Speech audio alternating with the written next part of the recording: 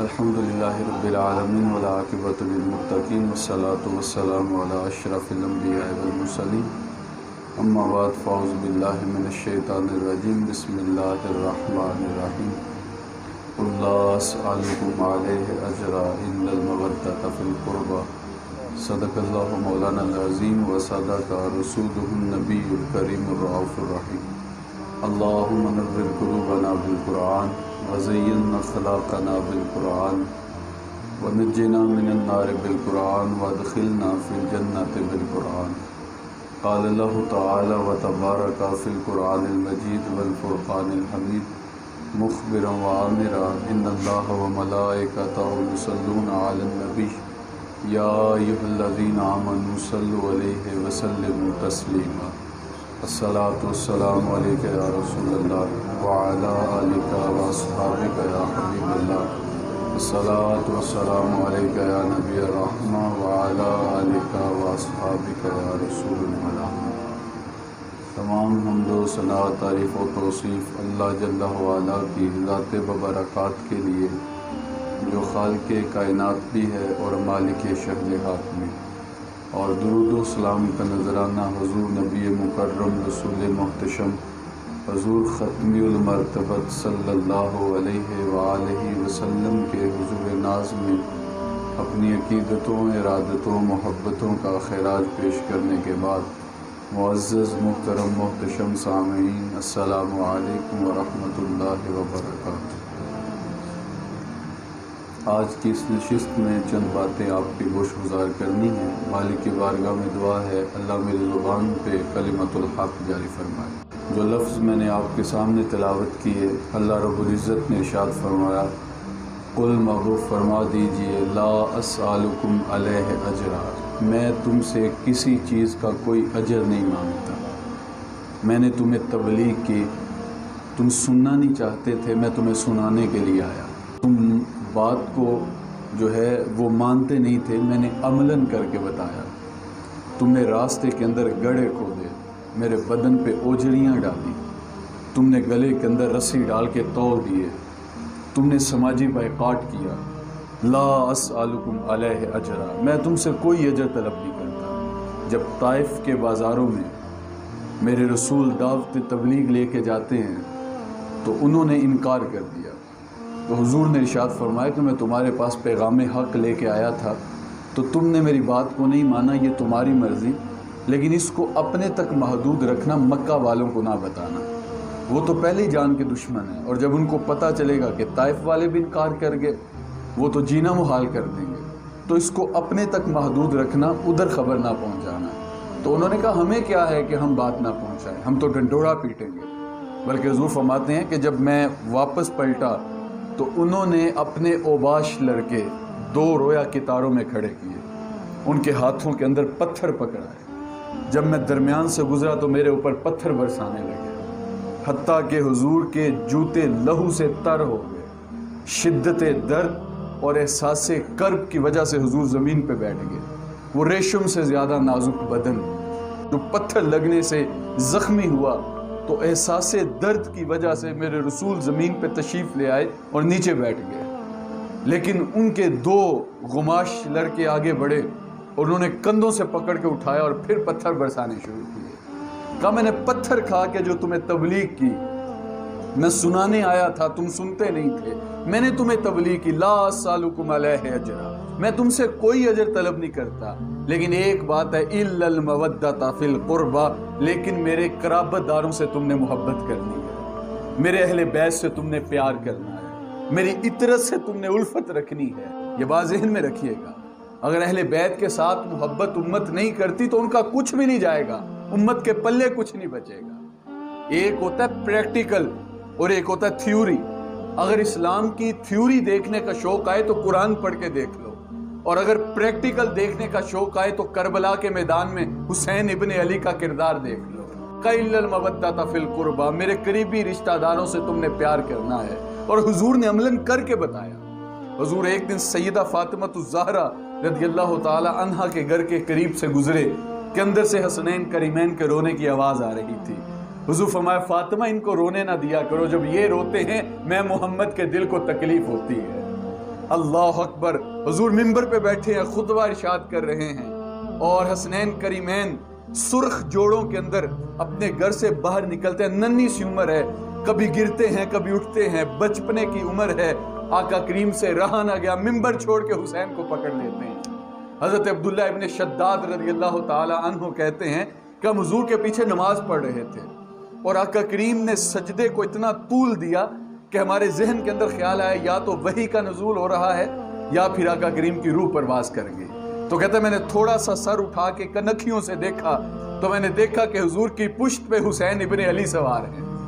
اللہ اکبر، حضرت حسین حضور کے کندھوں پہ سوار ہیں اور آقا کریم گزر رہے تھے، آگے سے حضرت عمر رضی اللہ تعالی عنہ آ رہے تھے، تو حضرت عمر مخاطب ہو کے کہنے لگے واہ واہ کیسی سواری میسر آئی۔ حضور فرمایا میاں سواری دیکھتے ہو، سوار بھی تو دیکھو نا کتنا اللہ ہے۔ تو قَإِلَّ الْمَوَدَّةَ فِي الْقُرْبَى، میرے قریبی رشتہ داروں سے تم نے محبت کرنی ہے، ان سے تم نے پیار کرنا ہے۔ راوی کہتا ہے کہ حضور صلی اللہ علیہ وسلم لیٹے تھے، آقا کریم نے حضرت حسین کو ان کے ہاتھوں کو اپنے باہوں میں لیا اور کہا میرے بیٹے آگے آ جاؤ، تو وہ حضور کی پنڈلیوں پہ کھڑے ہو گئے، کہا بیٹے اور آگے آ جاؤ، تو وہ حضور کی رانوں پہ کھڑے ہو گئے، کہا بیٹے اور آگے آ جاؤ، تو وہ حضور کے بطن مبارک پہ تشریف لے آئے۔ پھر آقا کریم نے ان کو اپنے سینے کے اوپر لٹایا اور اپنی زبان چوسنے کے لیے حسین کے منہ کے اندر دے دیا۔ اللہ اکبر، جو حضور کی زبان چوس کے بڑے ہوئے تھے۔ حضرت حذیفہ بن یمان رضی اللہ تعالی عنہ کہتے ہیں کہ میں نے ایک دن اپنی ماں سے کہا کہ امی اگر تو اجازت دے تو میں مغرب کی نماز حضور کے پیچھے نہ پڑھ کے آؤں۔ تو ماں نے کہا بیٹا تو نماز پڑھنے جائے گا تو میرے لیے کیا کرے گا؟ کہا امی تیرے لیے بھی اپنے لیے بھی حضور سے مغفرت کی دعا کرواؤں گا۔ یار کتنی خوش بخت وہ مائیں تھیں جن کے بیٹے میرے رسول کے پیچھے نمازیں پڑھنے آتے تھے۔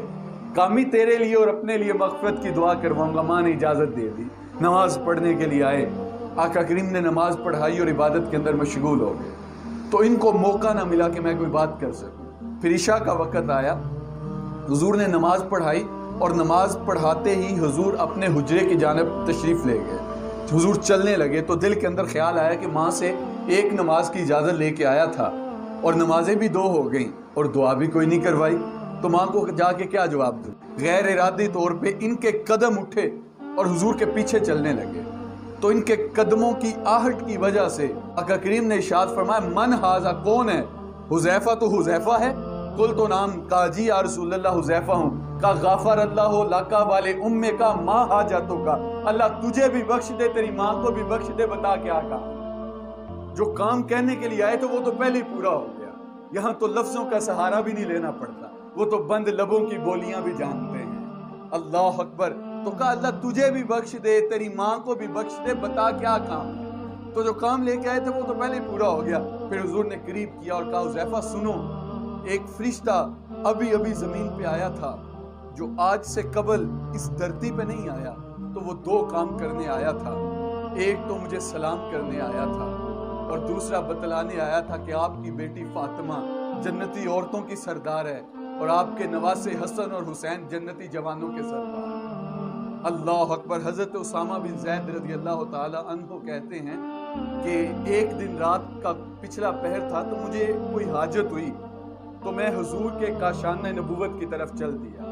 میں دروازے پہ دستک دی تو حضور باہر ہے۔ یار یہاں پہ رک کر کے ایک بات کہنا چاہوں گا، آج ملا فتویٰ لگائے تو اس کی مرضی، صحابہ کو جب حاجت ہوتی تھی تو حضور کے دروازے پہ آتے تھے، وہ جانتے تھے سارے دکھوں کا مداوا ہے تو وہ آمنہ کے لال کی ذات ہے۔ اللہ اکبر، تو کہتے میں حضور کے حجرے کی جانب بڑھا، میں نے دستک دی، آقا کریم اندر سے باہر آئے، حضور نے چادر کی بکل کی ہوئی تھی تو حضور کے پہلوؤں سے تھوڑی سی جگہ ابری ہوئی تھی اور اندر سے جنبش ہو رہی تھی۔ میں نے اپنی حاجت کی، حضور نے حاجت پوری کی تو مجھ سے نہ رہا گیا۔ میں نے کہا حضور آپ کی چادر کے اندر کون ہے؟ تو حضور نے اپنی چادر کو کھولا تو میں نے دیکھا ایک طرف امام حسن لپٹے ہیں، دوسری طرف امام حسین لپٹے ہیں۔ حضور فرمایا اللہ یہ میری بیٹی کے بیٹے ہیں، یہ میرے بیٹے ہیں، مالک جو ان سے پیار کرتا ہے تو ان سے بھی پیار کر۔ اللہ اکبر، حضور ان کے ساتھ اتنی محبت کرتے تھے اور آقا کریم جانتے تھے کہ میرا بیٹا کربلا کے ریگزار میں پیاسا شہید کر دیا جائے۔ پر یاری تیری سونا کزمیشاں تیریاں اگ، سونا پڑکھیا جاندہ ہے نال اگاں دے لگ۔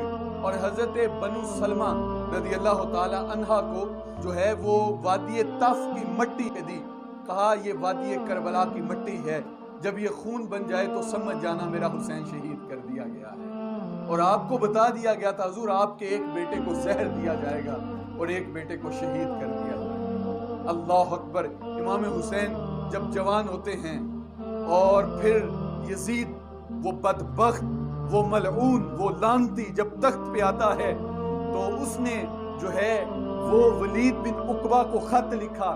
اس نے کہا کہ مجھے امام حسین کی بیعت کر کے دو، اور اگر وہ بیعت نہیں کرتے تو اس خط کے ساتھ مجھے ان کا سر بھیجو۔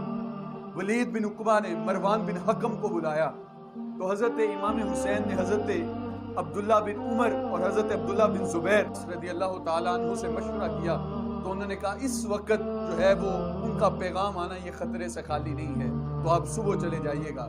تو آپ نے کہا نہیں میں ابھی جاؤں۔ آپ نے پھر کچھ سوار ساتھ لیے اور فرمانے لگے کہ اگر میری آواز اندر سے اونچی ہونے لگے تو تم دیواریں پھیلان کے اندر آ جاؤ، اور اگر آواز اونچی نہیں ہوتی تو تم باہر ہی کھڑے رہے۔ تو حضرت امام حسین جو ہے وہ ولید بن عقبہ کے پاس گئے تو پوچھا کیا بات ہے، تو اس نے کہا یہ خط یزید کا آیا ہے اور وہ کہہ رہا ہے کہ امام حسین کو کہیے کہ میرے ہاتھ پہ بیعت کریں، اور اگر بیعت نہیں کرتے تو ان کا سر قلم کر کے مجھے بھیج دیا جائے۔ تو حضرت امام حسین نے کہا کہ میں یزید کی بیعت کبھی بھی نہیں کر سکتا، کیونکہ امام حسین نے یزید کے کرتوت اپنی آنکھوں سے دیکھے تھے۔ اللہ اکبر۔ یزید نے زندگی کے اندر ایک حج کیا اور شراب کے مٹکے ساتھ لے کے گیا اور وہاں پہ شراب پیتا، اور پھر امام حسین رضی اللہ تعالیٰ عنہ نے سواری ہونے کے باوجود 25 حج اپنی زندگی کے اندر پیدل کیے ہیں۔ اور پھر جب امام ان کے قریب سے گزرے اور یہ ناچنے والی رنڈیاں ساتھ لے کے گیا تھا، رقص و سرور کی محفلیں سجاتا تھا اور کعبۃ اللہ کی حرمت کو پامال کرتا تھا، امام حسین جب قریب سے گزرے تو اٹھتی ہوئی شراب کی بدبو دیکھی تو آپ نے کہا یہ کس چیز کی بدبو ہے، یہ تعفن کیسا ہے؟ تو یزید کہنے لگا یہ شام کے بازاروں میں بنتی ہے، اور ایک جام امام حسین کی طرف بڑھایا تو امام حسین نے کہا پیچھے کر لو، میں اس کی طرف دیکھتا بھی نہیں ہوں۔ پھر وہ عشقیہ اشعار پڑھنے لگا اور وہ ماں کے ساتھ نکاح کو جائز قرار کہتا تھا، بہن کے ساتھ نکاح کو جائز قرار کہتا تھا، اور وہ قاتل تھا اور وہ شراب پیتا تھا، کتے لڑاتا تھا اور جوا کھیلتا تھا۔ امام حسین ابن علی ان کے گھر کا دروازہ مسجد نبوی کے اندر کھلتا تھا، جن کو کھیلنے کے لیے محمد عربی کا منبر ملتا تھا، وہ یزید کے ناپاک ہاتھ پہ اپنا پاک ہاتھ کیسے دیتے؟ کہا ولید بن عقبہ میں کبھی بھی یزید کے ہاتھ پہ بیعت نہیں کروں گا، بلکہ آپ نے تاریخ ساز جملہ ارشاد فرمایا، کہا میرے جیسا شخص، یہ نہیں کہا کہ میں، کہا میرے جیسا شخص یزید کی بیعت کر کیسے سکتا ہے؟ یہ نہیں کہا کہ میں نہیں کرتا، کہا جو میرے جیسا شخص ہے جس کی سوچ حسینی ہے وہ وقت کے یزید کے ہاتھ پہ بیعت کر کیسے سکتا ہے؟ امام یہ کہہ کے واپس پلٹے تو مروان بن حکم کہنے لگا موقع اچھا ہے، ان کو جانے نہ دیا جائے، اگر اب نکل گئے تو دوبارہ پکڑنا مشکل ہوگا۔ جب امام حمام کے کانوں میں یہ بات پڑی تو آپ نے ادھر ہی کھڑے ہو کے رخ پلٹا اور نیام سے تلوار نکالی، حیدری کچھار سے محمدی شیر نکل آیا۔ آپ نے کہا مروان بن حکم تو جانتا ہے میں کون ہوں؟ ہمارے گھر میں وحی آتی رہی ہے، جبریل ہمارے گھر کا نوکر ہے، انا حسین ابن علی ابن ابی طالب، کہا میں حسین ہوں علی کا بیٹا، ویزید ابن المعاویہ فاسق فاجر قاتل النفس معلن بالفسق شارب الخمر، اور کہا یزید فاسق ہے، فاجر ہے، شراب پیتا ہے اور لوگوں کا قتل کرتا ہے، حسین ابن علی یزید کی بیعت کر کیسے سکتا ہے؟ جب آپ نے یہ بات کی تو وہ تھر تھر کانپنے لگے اور آپ پھر باہر آ گئے اور پھر جا کے سیدہ زینب کے پاس پہنچے اور کہنے لگے بہن یہ مدینہ الرسول چھوڑنا پڑے گا۔ یار توجہ چاہوں گا، حاجی یا معتمر 8 دن کے لیے جاتا ہے مدینے کے اندر، یا 12 دن کے لیے یا 20 دن کے لیے، اور مدینہ چھوڑنا قیامت سے کم نہیں ہوتا۔ اعظم چشتی مرحوم جب آخری مرتبہ مدینے میں گئے اور واپس پلٹنے لگے تو انہوں نے اپنے خادم سے کہا کہ میری ویل چیئر الٹی کھینچو تاکہ میرا رخ حضور کے روزے کی جانب ہو۔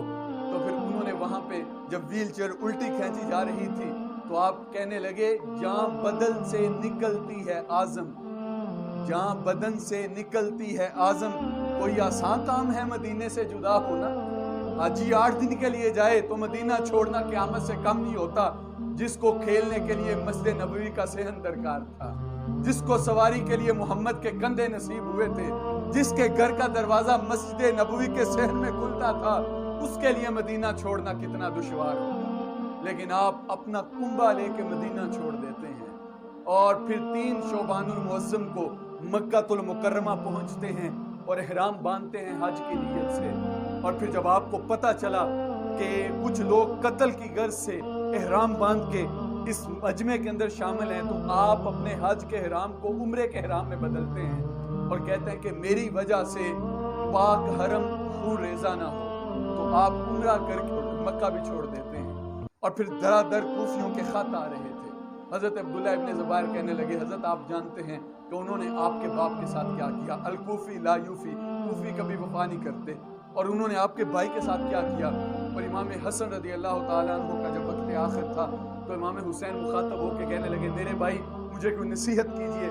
تو آپ نے کہا میرے بیٹے میں تمہیں نصیحت کرتا ہوں کوفیوں سے بچ کے رہو. لیکن آپ نے کہا میں جانتا ہوں میرے ساتھ کیا ہونے والا ہے. لوگوں نے کہا حضرت آپ نے جانے کا ارادہ کر ہی لیا ہے تو حج کرتے چلے جائیں. امام نے کہا لوگوں ایک حج تم کرو گے ایک حج میں کروں. تم احرام باندھو گے میرا پیراہن پھاڑ دیا جائے گا. تم کعبۃ اللہ کا طواف کرو گے میں خیموں کے گرد پہرا دوں گا. تم کبھی صفا پہ بھاگو گے کبھی مروہ پہ بھاگو گے مقتل سے لاش اٹھا کے خیموں تک لاؤں گا. تم زمزم پیو گے مجھے پیاسا رکھا جائے گا. اور پھر تم سر منڈواؤ گے تمہارا حج مکمل ہو جائے گا. میں سر کٹاؤں گا میرا حج مکمل ہو جائے گا. میرا حج قیامت تک آنے والے حجوں کے لیے بانک پن اور عروج کا سبب ہوگا. جب انہوں نے روکا تو امام حسین نے کہا میرے غم گسارو میرے پیارو مجھ کو نہ روکو مجھ کو جانے دو. مجھے نانے کے دی کی ڈوبتی کشتی بچانے دو. میں چاہتا ہوں زمانے پہ وفا کا نام رہ جائے. کچھ رہے یا نہ رہے عظمت اسلام رہ جائے. میں نہیں جاتا تو ہمارے گھر کی آن جاتی ہے. لوگوں تمہارا دین جاتا ہے میری غیرت ایمان جاتی ہے. کہا مجھے جانے دو. پھر امام نے مسلم بن عقیل کو اپنا سفیر بنا کر کے جو ہے وہ کوفے کے اندر بھیجا کہ وہاں پہ جا کے دیکھو حالات کیا ہیں. اور جب مسلم بن عقیل گئے تو 40,000 لوگوں نے آپ کے ہاتھ پہ بیعت کی اور انہوں نے کہا کہ ہم امام کی بیعت کرنا چاہتے ہیں. اور پھر جب امام ابھی راستے کے اندر پہنچے تھے کہ مسلم بن عقیل کو قتل کر دیا گیا اور نعمان بن بشیر کو معزول کر دیا گیا. اللہ اکبر. اور پھر مسلم بن عقیل جب نماز پڑھانے کے لیے آئے تو 40,000 کا مجمع پیچھے تھا. لیکن جب امام نے سلام پھیرا تو پیچھے ایک بندہ بھی موجود نہیں. لوگ جو ہے وہ یزید کی ہیبت سے ڈر گئے اور انہوں نے اپنے گھروں کے اندر داخل ہو کے دروازے بند کر لیے کہیں یہ ہمارے گھر میں نہ آ جائیں اور ہمارے لیے مشکل نہ بن جائے. پھر ان کو بے رحمی سے قتل کر دیا گیا. اور پھر عدی بن حاتم تائی کا پوتا کہنے لگا حضرت آپ میرے پاس آ جائیں میں 30,000 کا لشکر جڑار آپ کی پشت پہ کھڑا کر دوں گا اور یزید آپ کا ایک بال بھی بانکا نہیں کر سکتا. امام نے فرمایا کہ میں اپنے لیے تو جا ہی نہیں رہا میں دین کی سر بلندی کے لیے جا رہا. یہ اعتقاد کی جنگ تھی. یہ جو ہے وہ اقتدار کی جنگ نہیں تھی. لوگ کہتے ہیں کربلا جنگ تھی 2 شہزادوں کی. تو کسی نے بڑا خوب کہا تھا کہ کربلا جنگ تھی اگر 2 شہزادوں کی تو قلم میں زور ہے تو لکھو حسین ہار گئے. تمہارے خطاب کے اندر اگر تنتنا ہے اور تمہاری تقریر کے اندر زور ہے تو پھر کہو حسین ہار گئے. زمانہ کل بھی کہتا تھا زمانہ آج بھی کہتا ہے حسین کل بھی جیتا تھا حسین آج بھی جیتا ہے. یزید کا نام مٹ گیا یزید کا تشخص مٹ گیا. مرتا تو وہ ہے جس کا مشن مر جائے. مرتا تو وہ ہے جس کا نام مٹ جائے. حسین کا مشن بھی زندہ حسین کا نام بھی زندہ حسین بھی زندہ حسین کا نانا بھی زندہ. آپ تاریخ کے اوراق کو پلٹ کے دیکھیں اور کسی جگہ پہ یزید کی قبر کی نشاندہی کریں آپ کو یزید کی قبر کا نشان نہیں ملے گا. ہاں تاریخ کے اوراق اتنا ضرور بتائیں گے کہ دمشق کے اندر ایک گندگی کا ڈھیر تھا جہاں پہ لوگ پورا کرکٹ پہنتے تھے. اس کے نیچے کہیں یزید دفن ہو گیا. لیکن آج بھی کربلا کے اوپر قبضہ میرے حسین کا ہے. حسین کل بھی زندہ تھا حسین آج بھی زندہ ہے. تو کہاں میں اپنے لیے جا رہا ہوں میں لوگوں کے لیے جا ہی نہیں رہا. اور پھر آپ نے جگہ جگہ پہ خطبے ارشاد فرمائے اور فرمایا وَلَكُمْ فِيهَا أُسْوَةٌ. لوگوں میں تو اس لیے جا رہا ہوں کہ قیامت تک لوگوں کے سامنے جبر کے خلاف کھڑے ہونے کے لیے کوئی کردار تو موجود ہونا. اور جب گاندھی نکلا فوج کے خلاف تو اس نے کہا تھا کہ وقت کی سپر پاور کے ساتھ ٹکر لینا یہ تو دیوار کے ساتھ سر پھوڑنے کے مترادف ہے. تم کہو گے کہ ہمارا لیڈر پاگل ہو گیا ہے، لیکن لوگوں میں کیا کروں، میرے سامنے حسین ابن علی کا کردار موجود ہے. اس لیے لشکر نہیں دیکھے جاتے، یہاں پہ غیرت دیکھی جاتی ہے، یہاں پہ جرت دیکھی جاتی ہے. 22,000 کا لشکر سامنے تھا اور ایک روایت کے مطابق 30,000 کا لشکر سامنے تھا، لیکن امام 71-72 لوگ لے کے اپنا پورا کنبہ لے کے کربلا کے میدان میں جاتے ہیں اور ان کے پائے استقلال کے اندر لغزش نہیں آتی، اور آپ سب کچھ کٹا دیتے ہیں اور صرف اس لیے کٹاتے ہیں کہ میرے نانے کا دین باقی رہ جائے. اس لیے حضور نے کہا تھا کہ میں حسین سے ہوں اور حسین مجھ سے ہے. حسین مجھ سے ہے کیونکہ وہ میری بیٹی کا بیٹا ہے، اور میں حسین سے ہوں کہ حسین کل کو میرے دین کی ڈولتی ہوئی کشتی کو بچائے گا. حسین گر نہ شہید ہوتا تو آج گر گر یزید ہوتا. نبی کی سنت عیاں نہ ہوتی، خدا کے گھر میں اذان نہ ہوتی. بارے الہ نوحہ سناتا پھرتا، تا روز جزا اشک بہاتا پھرتا. امداد نہ کرتے اگر کربلا میں حسین، دین تیرا ٹھوکریں کھاتا پھرتا. پھر امام کربلا کے ریگزار میں جاتے ہیں اور پھر آپ نے جو ہے وہ چراغ کو گل کر دیا. رات کا اندھیرا تھا اور آپ نے کہا لوگوں جو اٹھ کے جانا چاہتا ہے وہ چلا جائے، اور جو اٹھ کے جائے گا وہ اسے کچھ نہیں کہیں گے، چونکہ ان کا مقصود میں ہوں اور میں یہاں پہ موجود ہوں. جو اٹھ کے جانا چاہتا ہے چلا جائے. ایک بوڑھے صحابی اٹھ کے کھڑے ہوتے ہیں اور ان کی آنکھوں میں آنسو ہیں اور رو کے امام سے کہتے ہیں حضور آپ کو چھوڑ کے جائیں تو جائیں کہاں، اور آسرا کون سا ہے جہاں سے پہ جائیں. حضور ہم سب کچھ آپ پہ قربان کر دیں گے، ہمارے جسموں کو 70 مرتبہ کاٹا جائے اور پھر آگ کے اندر جلایا جائے، ہم پھر بھی آپ کا ساتھ نہیں چھوڑیں گے. اور پھر شہزادہ علی اکبر نے جو ہے وہ کربلا کے ریگزار میں اذان پڑھی. زمانے نے ایسی اذان نہیں سنی تھی. اور پھر نماز فجر ادا کی گئی اور پھر ان پہ پانی بند کر دیا گیا. اللہ 7 محرم کو ان کے اوپر پانی بند کر دیا گیا. اور حضرت امام حمام نے حضرت علی اصغر کو 6 ماہ کا بچہ ہے ہاتھوں پہ اٹھایا ہے. نہر فرات بالکل سامنے تھی. لوگ کہتے ہیں حسین ابن علی پانی کو ترستا رہا. میرے شیخ فرماتے حسین ابن علی پانی کو نہیں ترسا، پانی حسین ابن علی کے لبوں کو ترستا رہا. یہ تو حوضے کوثر کے وارث کے نواسے تھے، لیکن آپ اپنے 6 ماہ کے بچے کو ہاتھوں پہ اٹھاتے ہیں اور پھر ان کے سامنے جاتے ہیں اور کہتے ہیں بدبختو تمہاری لڑائی میرے ساتھ ہے، اس 6 ماہ کے بچے نے تمہارا کیا بگاڑا ہے. تو یزید کہتا ہے نبی کا نواسا آیا ہے، یہ خالی نہ جائے، تیروں کی بوچھار کر دی جائے. پھر 2 شاخہ تیر امام اصغر کے حلق سے پیوست ہوتا ہے اور دوسری جانب سے نکل آتا ہے. صاحب یہ تماشا لب بام نہیں ہے، یہ قصے کہانیاں نہیں ہے، یہ ذوق الاعتقادی نہیں ہے. پھر گردن لٹک گئی اور خون کو ہاتھوں میں لیا اور فضا میں بلند کر کے کہتے ہیں مالک حسین کی یہ قربانی بھی قبول کر لے.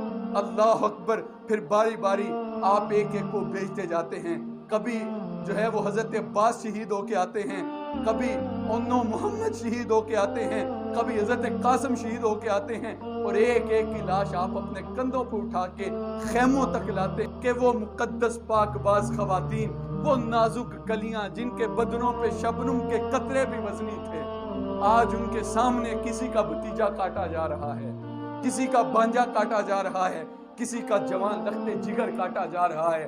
یار میں آپ سے پوچھتا ہوں، محلے کے اندر اگر کسی کا جوان بیٹا فوت ہو جائے اور 10 آدمی دلاسا دینے والے ہوتے ہیں، باپ نہیں سنبھلتا، اور پھر جب میت لے کے چلا جائے اور 2 آدمیوں نے کندھوں سے پکڑا ہو تو کوئی پوچھے یہ کون ہے تو کہا جاتا ہے اسی کے تو لختے جگر کی لاش جا رہی ہے. یار کسی کا بیٹا فوت ہو جائے اور تب بھی موت مرے تو باپ سنبھالنے سے بھی نہیں سنبھلتا. تو پھر سلام پیش نہ کریں حسین ابن علی کو جو 71 لاشیں کندھوں پہ اٹھا کے خیموں تک لاتا ہے اور کہتا مالک حسین کی یہ قربانیاں قبول کر لے. اور پھر وہ بار بار تقاضا کر رہے تھے کہ آپ بھی میدان کے اندر آئیں. اور پھر آپ نے جب آخری گفتگو کی سیدہ زینب سے اور گھوڑے کو ایڑ لگائی تو سیدہ زینب کی چیخ نکل گئی کہ جو بھی گیا تھا اس کی لاش امام حسین لے کے آئے تھے، اب امام جا رہے ہیں، ان کی لاش کون لے کے آئے. اللہ اکبر. اور پھر آپ ان کے اوپر کود پڑتے ہیں اور وہ پیچھے بھاگتے چلے جاتے ہیں اور پھر تیروں کی بوچھار کی گئی. اور جب نماز کا وقت آیا خون کے اندر وضو کرتے ہیں اور پھر نماز کے لیے سجدے کے اندر سر رکھتے ہیں. اللہ اکبر. اور آپ کا سر انور تن سے جدا کر دیا جاتا ہے۔ ایک روایت کے لفظ ہیں کہ جب امام کا پیراہن اتارا گیا تو اس کے اندر 113 تیر کے سوراخ تھے، 33 گاؤ تلواروں کے تھے اور 34 انیاں نیزوں کی چوبی ہوئی تھی، اور جب آپ زمین پہ آئے تو وہ اور بھی زیادہ اندر چھپ گئی۔ اللہ اکبر! آپ نے سجدے کے اندر سر رکھا اور بدبختوں نے آ کے سر کاٹا اور آپ کا سر نیزے کے اوپر چڑھایا، اور سر اس طرح نیزے پہ چڑھایا کہ آپ کا سر زمین کی جانب تھا اور جو گردن تھی یہ آسمان کی جانب تھی۔ تو شاعر نے نقشہ کھانچا، وہ کہتا ہے باں آ سر نیزے پہ سوئے زمین ہے روح، یعنی کہ سجدہ ثانی کی ہے آرزو۔ رکعت کے اندر 2 سجدے ہوتے ہیں، امام نے ایک سجدہ کیا تھا کہ سر جدا کر دیا گیا، امام کی پیشانی میں دوسرے سجدے کی آرزو مچل رہ گئی تھی، اور پھر نیزے کی نوک پہ سر چڑھا دیا گیا، اور دیکھا یزید نے کہا دیکھو ہم نے فتح حاصل کر لی، اور امام کا سر کاٹ دیا گیا۔ یزید کے لشکر سے کوئی بول کے کہنے لگا واہ واہ کیسا سر ہے، جو سر کٹ کے بھی سر بلند ہے، جو اب بھی اونچا ہے اور اس کی سر بلندی اب بھی نہیں گئی۔ اور پھر ان کو رسیوں کے ساتھ جکڑ دیا گیا۔ امام زین العابدین جنہوں نے کربلا کا سارا منظر اپنی کھلی آنکھوں سے دیکھا تھا، اور لاشیں گوروں نے رون دیے، خاک ان کے اوپر لباس اوڑھتی ہے، اور سیدہ زینب جب حضرت امام حمام کی لاش کے قریب سے گزرتی ہیں تو مدینے کی جانب رخ کرتی ہیں اور رو کے کہتی ہیں یا محمد آہو، یا محمد آہو، اے ہمارے نانا محترم یہ دیکھیے آپ کا حسین پڑا ہے جس کا سر کاٹ دیا گیا ہے۔ اور پھر یزید نے شام کے اندر ان کو بلوایا، اللہ کر رسیوں کے ساتھ ان کو جکڑ دیا گیا۔ شہربانوں اور سیدہ زینب اور امام زین العابدین ان کو ایک اونٹ کے اوپر باندھا گیا، اور پھر جب ان کو لایا گیا ایک بوڑھی خاتون ہے اور وہ آتی ہے اور آگے کہتی ہے کہ مجھے اجازت دی جائے میں ان کو کچھ پیش کر سکوں، کیونکہ میں نے اس خانوادے کی بڑی خدمت کی ہے۔ تو وہ کوئی پینے کے لیے یا کھانے کے لیے چیز لے کے آتی ہے۔ سیدہ زینب کے جسم پہ رسیوں کے نشان تھے۔ یار آج کسی کی بیٹی سسرال کے اندر دکھی ہو تو باپ کو رات کو نیند نہیں آتی، میرے رسول کی شہزادیوں کو جب رسیوں سے جکڑا گیا ان کے جسموں کے اوپر وہ نشان تھے، اور حضور دیکھ رہے ہوں گے کہ انہوں نے میری آل کے ساتھ کیا سلوک کیا۔ اللہ اکبر! ایک نے نیزہ ماریا وچ سینے، دوجے تیراں دا می ورسان لگ پے، ول کعبے نو سجدہ کرنے والے ہتھی آپ ہی کعبے نو ٹان لگ پے۔ بے مروت بے وفا تیرا بھی کیا افسانہ ہے، جس نے اپنی ہی شمع کو گل کیا تو وہ پروانہ ہے۔ آج ان کو رسیوں سے جکڑ دیا گیا، اور سیدہ کی آنکھوں سے آنسو جاری ہیں، جنہوں نے کبھی زمانے کی سختی نہیں دیکھی تھی۔ اور وہ بوڑھی خاتون آ کے کہتی ہے، وہ کھانے کے لیے کوئی چیز لے کے آئی اور وہ آ کے کہنے لگی کہ میں سیدہ فاطمہ الزہرا کی کنیز ہوں، جب میں ان کی خدمت کرتی تھی تو ان کی گود کے اندر ایک چھوٹی سی ننھی بچی تھی جس کا نام زینب تھا۔ تو سیدہ زینب مخاطب ہو کے کہنے لگی اماں اگر پہچانتی ہو تو دیکھو یہ وہی سیدہ زینب ہے جس کو آج رسیوں سے جکڑا گیا ہے۔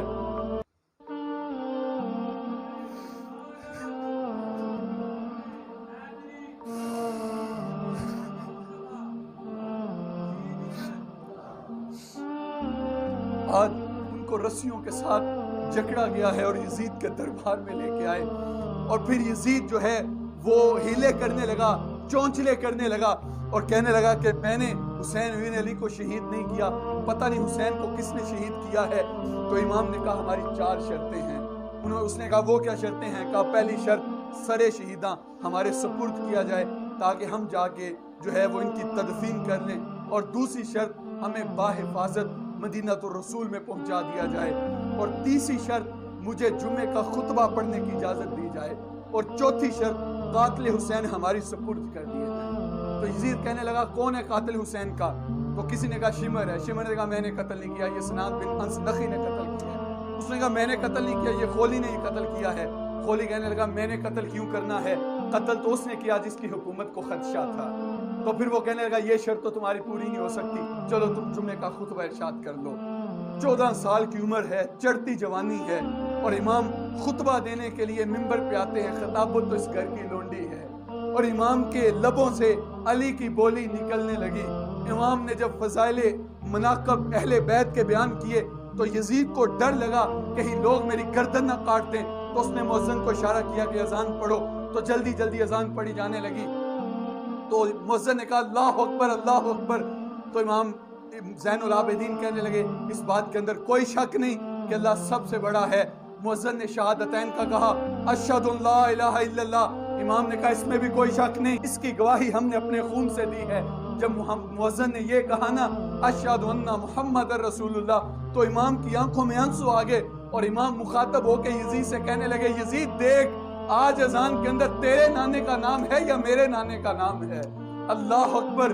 تو پھر جو ہے وہ خطبہ پڑھا گیا اور ان کو حفاظت سے مدینہ الرسول میں بھیج دیا گیا۔ ساری زندگی امام زین العابدین نے ٹھنڈا پانی نہیں پیا۔ آپ پانی پینے لگتے تھے تو روتے تھے، کہتے تھے مجھے سکینہ کی پیاس یاد آتی ہے، مجھے علی اصغر کا تڑپنا یاد آتا ہے۔ آپ نے جنگلوں کے اندر خیمے لگا لیے، اور پھر جب مالک کشتر کی قیادت میں مختار سقفی کی فوجیں نکلی، اس نے حکم دیا تھا کہ قاتل حسین کو چن چن کے قتل کیا جائے۔ جو ہے یہ بھاگتا ہوا جنگلوں کے اندر نکلا جان بچانے کے لیے، تو اس کا گھوڑا بھدک گیا، تو وہ دور جا کے ٹھہرا، تو حلق سوکھ گیا تھا، پیاس سے کانٹا بن چکا تھا، تو اس نے دور دیکھا ایک خیمہ ہے، تو اس نے خیمے کے اندر جا کے دیکھا امام زین العابدین قرآن کی تلاوت کر رہے تھے۔ پانی مانگنا چاہا لیکن غیرت اجازت نہیں دیتی، کس منہ کے ساتھ پانی مانگے؟ ہم نے تو 6 ماہ کے بچے کو بھی تڑپایا تھا، ہم نے تو معصوم سکینہ کو تڑپایا تھا، ہم نے قاسم کو شہید کیا تھا، ہم نے عباس کے بازو کاٹے تھے، ہم نے انہوں محمد کے لاشیں گرائے تھے، لیکن مرتا کیا نہ کرتا، امام سے پانی مانگا، امام نے پیالہ بھر کے پانی کا دیا، گھٹا گھٹ پانی پی گیا، پیاس شدت کی تھی، کہنے لگا اور پانی دو، امام نے اور پانی دیا، وہ بھی پی گیا، کہنے لگا اور پانی دو، امام نے اور پانی دیا۔ جب 3 پیالے بدبخت پی چکا تو کہنے لگا شاید حضرت آپ نے مجھے پہچانا نہیں۔ تو امام جو ضبط کر کے بیٹھے تھے چھم چھم آنسو برسنے لگے اور کہنے لگے بدبخت تجھے نہیں پہچانتا، جس نے 6 ماہ کا اصغر بھی نہیں چھوڑا، جس نے بیویوں کا لحاظ بھی نہیں کیا اور مخدرات اسلام کو جو ہے وہ پامال کیا، تجھے نہیں پہچانتا؟ تو کہنے لگا حضرت اگر پہچانتے ہیں تو آپ نے پانی کیوں دیا؟ کہا ایک وقت تھا ہم تمہارے گھر میں آئے تھے، جو تم نے کیا تھا وہ تمہارے خاندان کی ریت تھی، آج تم ہمارے گھر میں آئے ہو، جو میں کر رہا ہوں یہ میرے نانے محمد عربی کی ریت ہے۔ اللہ اکبر۔ اور پھر جب جو ہے وہ مروان بن حکم کے دور کے اندر امام زین العابدین کو دوبارہ ہتھکڑیاں پہنائی گئیں، تو بادشاہ وقت حجر اسود کو بوسہ دینے کے لیے قریب آیا تو لوگ راہیں نہیں چھوڑتے، تو ایک جانب ہو کے کھڑا ہو گیا کہ جب لوگ راہیں کشادہ کریں گے تو میں حجر اسود کو بوسہ دوں گا۔ تو پھر ایک طرف سے بیڑیوں کے اندر امام زین العابدین آتے ہیں، تو جب لوگوں نے امام زین العابدین کو آتے ہوئے دیکھا تو لوگوں نے راہیں چھوڑ دی۔ امام نے حجر اسود کو بوسہ دیا، تو وہ جانتا تو تھا کہ یہ امام ہے۔ اگر کوئی بندہ کسی کو جانتا اور اس کی تحقیر کرنی ہو تو بندہ نام نہیں لیتا، بلکہ کہتا تو کون ہے؟ تو کہنے لگا من ہاذا، اے کون ہے؟ تو وہاں پہ بادشاہ کا درباری شاعر تھا، فرزدق تھا تو درباری شاعر بادشاہ کا، لیکن آج اس کی غیرت جاگی۔ وہ کہنے لگا بادشاہ تو نہیں جانتا یہ کون ہے؟ اسے تو کربلا کے ریزے بھی جانتے ہیں یہ کون ہے، اسے تو عرش والے بھی جانتے ہیں اور فرش والے بھی جانتے ہیں یہ کون ہے۔ تو پھر وہاں پہ کھڑے کھڑے اس نے امام کی شان کے اندر 200 اشعار لکھ دیے، تو بادشاہ نے زندان کے اندر ڈلوا دیا۔ امام کو پتہ چلا تو امام نے اشرفیوں کی 2 تھیلیاں جو ہے وہ فرزدق کے لیے بھیجی، تو فرزدق کے پاس جب پہنچی تو اس نے چوم کے آنکھوں کے ساتھ لگائیں اور خادم کو واپس پکڑاتے ہوئے کہا جاؤ امام سے کہنا ساری زندگی ٹگوں کے لیے شاعری کی ہے، یہ جو میں نے قصیدہ کہا ہے یہ اشرفیوں کے لیے نہیں کہا، قیامت کے دن آپ کے نانے کی شفاعت کے لیے کہا ہے۔ اور پھر وہاں پہ جو ہے جب امام کے ہاتھوں میں ہتھکڑیاں تھیں تو امام زہری رونے لگے اور کہنے لگے حضرت سید زادے ہیں، دنیا کو دین دیا ہے اور آج آپ کے ہاتھوں میں ہتھکڑیاں؟ تو امام زین العابدین کہنے لگے زہری پریشان نہ ہو، ہم تو اس کی تقدیر کو مانے بیٹھے ہیں، ورنہ یہ زنجیریں ہمارے لیے کیا ہیں؟ آپ نے جھٹکا دیا زنجیریں ٹوٹ کے بکھر گئی، کہا یہ ہمارے لیے نہیں ہیں، ہم تو اس کی رضا کو مانے بیٹھے ہیں۔ صاحب آج جس دور سے میں اور آپ گزر رہے ہیں، مجھے بتائیے کیا قیامت کے دن حسین ابن علی پوچھے گا نہیں کہ آج تم کہتے ہو دین پہ چلنا بڑا مشکل ہے، آج وہ کہہ رہے جو مسجد میں آئے تو قالین بچھے ہیں، ٹھنڈا گرم پانی دستیاب ہے، پنکھے لگے ہیں اور ماحول آسودہ ہے، وہ کہتا ہے دین پہ چلنا بڑا مشکل ہے۔ تو مجھے بتائیے تمہارے لیے دین پہ چلنا مشکل ہے یا حسین ابن علی کے لیے دین پہ چلنا مشکل تھا؟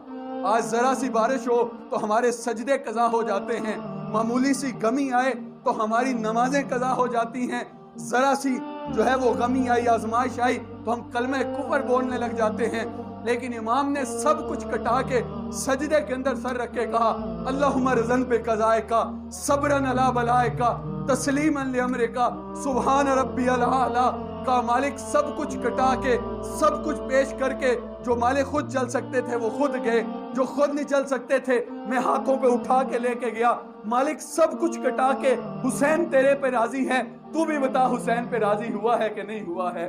تو آواز آ رہی تھی اس پیاسے پر علی شیر خدا کو ناز ہے، اس نواسے پر محمد مصطفیٰ کو ناز ہے، اوروں نے بھی سجدے کیے اس کا عجب انداز ہے، اس نے وہ سجدہ کیا جس پر خدا کو ناز ہے۔ اور جب امام سجدے کے اندر گئے اور جسم چھنی تھا، آخری بات کر کے اجازت چاہوں گا، اور آپ کا جسم زخموں سے چور چور تھا، تو اللہ نے فرشتوں سے مخاطب ہو کے کہا میرے فرشتوں تم کہتے تھے کہ مالک سجدے ہم کرتے ہیں باقی ہم بولتے ہیں اور خلافت کا تاج تو انسان کے سر پہ سجائے گا، یہ تو دنگا مشتی فساد کریں گے، یہ تو خون ریزیاں کریں گے، مجھے بتاؤ تمہارے سینے کے اندر باپ کا پیار رکھا ہوتا اور تمہارے ہاتھوں کے اندر علی اصغر دم توڑتا، تمہارے سامنے قاسم کی لاش گرتی، علی اکبر کو قتل کر دیا جاتا، تمہارے سینے کے اندر بھائی کا پیار رکھا ہوتا، سیدہ زینب تمہارے سامنے تڑپتی، اور سب کو چھوڑ کے میری رضا کے لیے تم میدان عمل میں نکل آتے، میں دیکھتے تم کیسے نکلتے، لیکن دیکھو آج حسین ابن علی میری رضا کے لیے سب کچھ کٹا کے میری رضا پہ راضی ہے اور پوچھ رہا ہے مالک تو بھی میرے پہ راضی ہے کہ نہیں ہے؟ تو آواز آ رہی تھی یہ کون سی وقار ہے، بلا کا شاہ سوار ہے، لباس ہے پھٹا ہوا، گرد سے اٹا ہوا، تمام جسم نازنی چھدا ہوا کٹا ہوا، پھر بھی ہے ڈٹا ہوا، یہ نبی کا نور عین ہے، یہ بالیقین حسین ہے۔ واہ حسین تیری عظمت کو سلام، ہم آ حسین والے نہیں ہیں، ہم واہ حسین والے ہیں، ہم کہتے ہیں واہ حسین تیری عظمت پہ سلام، اتنے زخم تو کوہ ہمالیہ پہ آتے تو اس کا پتا بھی پانی ہو جاتا، لیکن امام پائے استقلال کے ساتھ کھڑے رہے اور عظمت کی وہ داستان رقم کی جو کسی اور کا مقصوم نہیں تھا۔ واہ حسین تیری عظمت پہ سلام، اے شہیدان محبت کے امام، لالا گوں لالا بدن لالا کفن، اے چمن اندر چمن، زندگی ہی زندگی تیری حیات، اے حیات اندر حیات، افتخار ملت بیضا ہے تو، رب کعبہ کی قسم یکتا ہے تو، فخر کا دل میں دریچہ باز کرنا چاہیے، جن کا تو آقا ہے ان کو ناز کرنا چاہیے۔ آج ہم ناز کر رہے ہیں اور امام حسین کا نام لیتے ہیں تو ہمارا سر فخر سے بلند ہو جاتا ہے۔ آج آپ ڈھونڈنے کے لیے نکلیں، آپ کو پورے محلے کے اندر یزید نام کا شخص نہیں ملے گا، آپ پورے شہر کا وزٹ کریں آپ کو شمر نام کا شخص نہیں ملے گا، آپ پورے ملک کو دیکھیں تو آپ کو خولی نام کا شخص نہیں ملے گا، لیکن اگر آپ ڈھونڈنے کے لیے نکلیں تو اسی مجلس میں کتنے نام آپ کو حسین ابن علی کے نام پہ ملیں گے، کتنے نام آپ کو علی اکبر کے نام پہ ملیں گے۔ وہ کسی نے کہا تھا اس سے زیادہ محبتیں تجھے اور کیا چاہیے فراز، ماؤں نے بچوں کے نام تیرے نام پہ رکھ دیے، قیامت تک امام حسین ابن علی کا نام اونچا رہے گا۔ اور امام نے جو عظمت کی داستان رقم کی وہ انہی کا مقصوم تھا۔ یزید فاسق تھا، یزید معلن تھا، یزید قاتل النفس تھا، امام پاک تھے اور سیدہ فاطمہ الزہرا کے شہزادے تھے، اور امام حسین کا ہاتھ یزید کے ناپاک ہاتھ پہ کیسے آتا؟ آپ پوری کربلا کو پڑھ کے دیکھ لیں، آپ کو یہ تو ملے گا کہ امام کا سر کاٹ کے نیزے کی نوک پہ چڑھا دیا گیا اور انہوں نے نیزے کی نوک کے قرآن کی تلاوت کی۔ جب ماں بچپن کے اندر لوریاں قرآن کی دیتی ہو تو بیٹا نیزے کی نوک پہ بھی قرآن سناتا ہے، اور آپ کو یہ ملے گا کہ لاشیں گوروں نے رون دیے اور سر نیزے کی نوک کے اوپر، لیکن آپ کو امام کے ہاتھوں کا تذکرہ نہیں ملے گا، کیونکہ لوگ سر بچانے کے لیے ہاتھ دے دیتے ہیں، امام نے ہاتھ بچانے کے لیے سر دے دیا۔ اللہ اکبر۔ اور شاید اللہ نے وہ دستے بازو اپنی قدرت کے ساتھ اٹھا لیے تھے، کہیں کوئی یزیدی امام کا کٹا ہوا ہاتھ اپنے ہاتھ میں لے کے کہے چلو ویسے نہیں تو ایسے ہی صحیح، امام کا ہاتھ ہمارے ہاتھوں میں تو آیا، لیکن اس سے زیادہ شکست اور کیا ہو سکتی ہے کہ ان کو سر تو ملا لیکن امام کا ہاتھ نہیں ملا۔ اللہ ہمیں امام حسین کے نقوش پا پہ چلنے کی توفیق عطا فرمائے، اور اللہ امام حسین جیسی قیادت اس امت کو نصیب فرمائے، اور انشاءاللہ وہ وقت آئے گا۔ آج ہمارے ملک کے حالات خراب، آج ہمارا ملک چاہے بے چین ہے، برباد ہے، لیکن ایک وقت آئے گا کہ جب کائنات کی ہر چھت کے اوپر جھنڈا میرے نبی کا لہرائے گا، اور انشاءاللہ وہ وقت آئے گا۔ اللہ مجھے آپ کو اپنی رحمتوں کے حصار میں رکھے۔